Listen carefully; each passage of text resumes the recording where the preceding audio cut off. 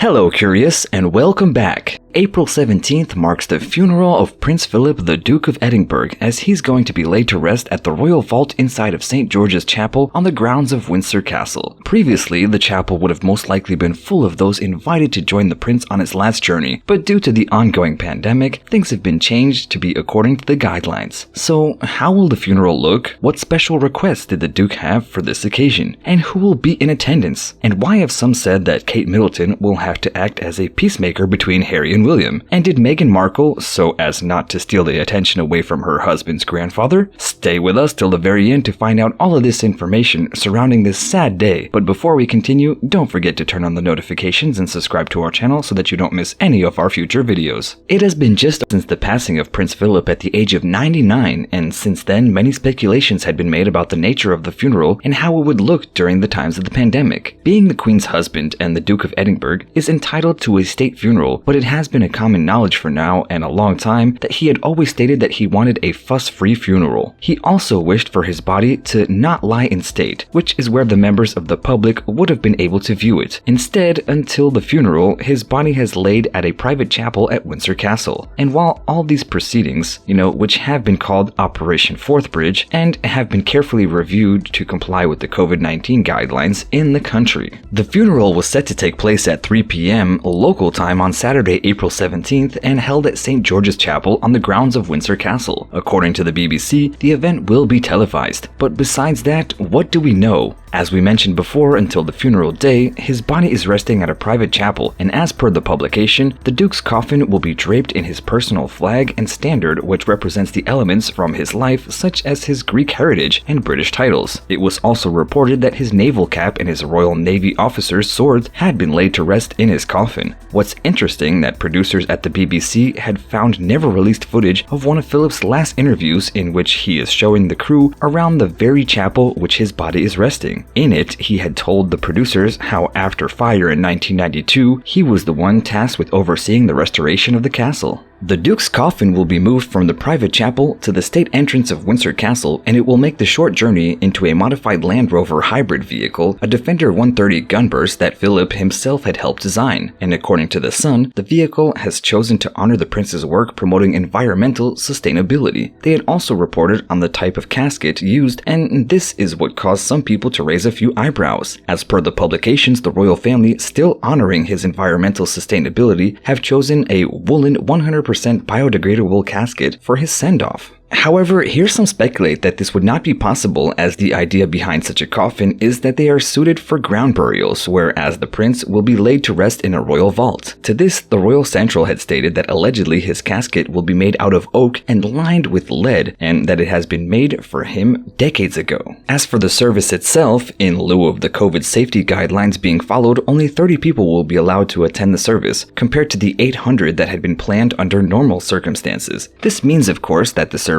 will be much more low-key than it would have been, but the palace had said that this reflects the Duke's wishes, and that this will still celebrate and reflect on his life service. And we will let you know who is likely to attend the ceremony in a moment, so make sure you stick around. On the journey to St. George's Chapel, the vehicle will be flanked by pallbearers from the Royal Marines and other regiments and corps associated with the Duke. It is also said that members of the royal family will walk behind the coffin. As most publications state, those will be Prince Charles and his sons Prince William and Harry. The BBC had also reported that the Queen will travel separately to the chapel for the service, though there will be 6 non-royals walking behind the coffin according to Hello magazine, and ones that Prince Philip had chosen himself. According to the magazine, they are all members of the late prince's household staff, his personal protection officer, his private secretary, 2 pages, and 2 valets. Though according to the official guest list revealed on Thursday, all spaces seem to be taken by Philip or the Queen's family. And if you want to know who exactly is coming, then stay with us. After the ceremony, the Duke of Edinburgh will be privately placed in the royals' vaults at the chapel, but that will not be the final resting place. As reported by the British press, when the Queen passes away, his body will be moved to the King George VI Memorial Chapel so he can lie alongside of his wife for nearly 74 years. In the tiny chapel, it is also where the bodies of the Queen's father, mother, and sister are buried, and as we mentioned above, this will only be observed by his close family. To add to the information about the ceremony itself, the Telegraph has also reported that for her safety, the Queen will sit alone during the entire service, which would make sense as to why she would be traveling to the chapel separately. Allegedly, only her Brigadier Archie Miller Bakewell, who was Philip's private secretary and is one of the 6 non-royal the prince wished to walk behind his coffin, will be the only person allowed to sit next to the Queen due to the restrictions imposed, though it has not been confirmed as to if he will, and given that the ceremony will be televised on British television, it is estimated that it will attract one of the largest audiences of the year, the honor of which at the moment is held by the Prime Minister Boris Johnson, who had 25.1 million viewers tuning in as he announced the new lockdown rules in the UK at the start of the year. Do you think curious that Prince Philip's funeral will get more than that? And as per the Birmingham Mail, to further help prevent the spread of COVID, guests at the funeral will wear face coverings and be banned from singing. The guests will mainly consist of members of the royal family closest to the Duke, which includes his children and grandchildren. This also includes their spouses. Princess Margaret's children will also be in attendance at the ceremony, as well as some of the Queen's first cousins. It has also been announced that none of Prince Philip's great-grandchildren will attend, as they have been deemed too young. British Prime Minister Boris Johnson had announced that he himself will not be attending to ensure that his spot goes to a member of Philip's family. And as some of you curious might have heard earlier,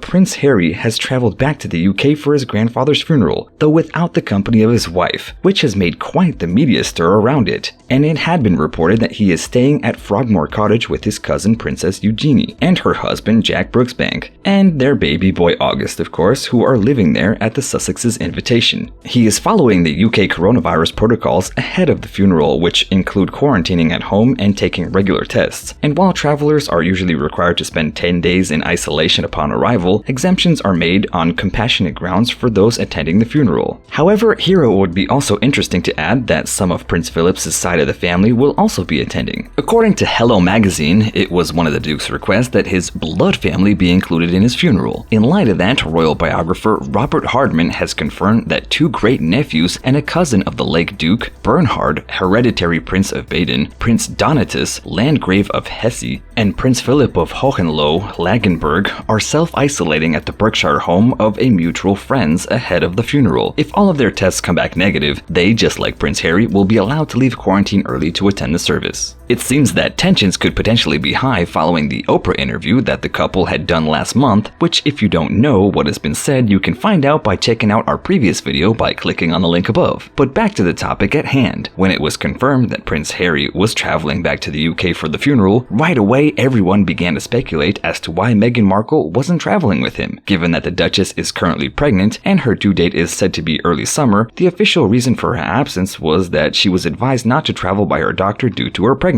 And given that she herself revealed that she had suffered pregnancy loss, it would make sense for her to take precaution necessary to ensure her baby's health. Though allegedly, as the friend of Meghan Markle's told Daily Mail, there were other reasons for it as well. As they told the publication, Meghan wouldn't want her presence to take any attention away from the ceremony and the celebration of Prince Philip's life, but also because it could be a good reason for Harry to repair relations with his brother. And while many were quick to criticize Markle for her decision, it was also reported by Elle magazine that as soon as the news broke out, both Meghan and Harry had called the Queen to express their condolences to her. And where the two brothers are concerned, many are interested to see whether their meeting after all that had happened will help improve anything. In the days after the Oprah interview news was going around that the brothers had spoken on the phone, and now that he's back in the UK, once again it is being reported that Harry had not only called his brother, but also his father to try to make peace prior to seeing each other again prior to the funeral service. And it is also being reported that Kate Middleton is acting as a peacemaker between the two brothers. A source close to the Duchess of Cambridge has revealed that she is hopeful a resolution between the two of them, and that she knows how much of a special bond the brothers had, and that seeing them drift apart like this is upsetting for her. And they had also added that Kate shies away from conflict, so she will try to soothe the situation should things not go well. Though it's not only the Duchess that will be there to ease the tensions. And according to the Metro newspaper, when walking behind her grandfather's coffin, Peter Phillips, the princess's cousin, is said to walk between them. Do you think things are that bad that it's to avoid conflict, or just a coincidence? One thing that had widely been reported was that now, after losing his military titles as a result of stepping down as a senior royal, Prince Harry would attend the service in a suit rather than in his uniform.